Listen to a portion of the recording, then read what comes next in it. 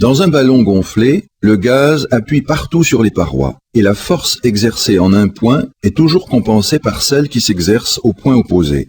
Mais s'il y a une ouverture dans le ballon, il y a une force qui n'est plus compensée et qui met le ballon en mouvement.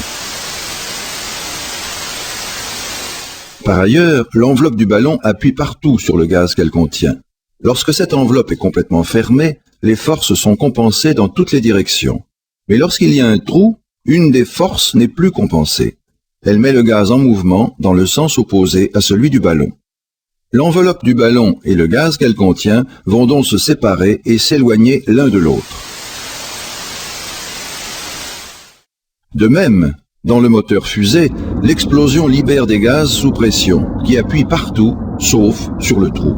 La force exercée sur la paroi opposée au trou n'est pas compensée et elle met la fusée en mouvement. La fusée avance ainsi en poussant des gaz vers l'arrière. De la même façon, si deux patineurs se tiennent face à face et si l'un pousse sur l'autre, ils se mettent tous deux en mouvement en sens opposé avec des vitesses à peu près égales. En réalisant une expérience analogue avec deux objets de masse différentes, on obtient deux vitesses différentes aussi, l'objet le plus léger filant beaucoup plus vite que le plus lourd.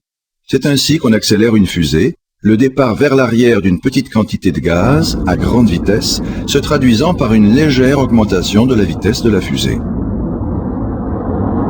Le produit de la masse de gaz éjectée ΔM par la vitesse d'éjection V est égal au produit de la masse M du reste de la fusée par son augmentation de vitesse, prononcée ΔV.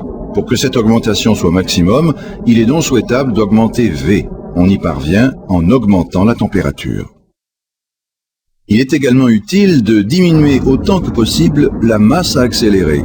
C'est le but de la fusée à plusieurs étages. Quand le premier étage, de loin le plus lourd, a brûlé son combustible, il se décroche et on ne gaspille pas de combustible à accélérer des réservoirs vides et des moteurs désormais inutiles. Le deuxième étage atteint donc une grande vitesse, puis s'éteint à son tour, se décroche et reste en arrière, tandis que le troisième, beaucoup plus petit, communique sa vitesse finale à la charge utile, en général un satellite.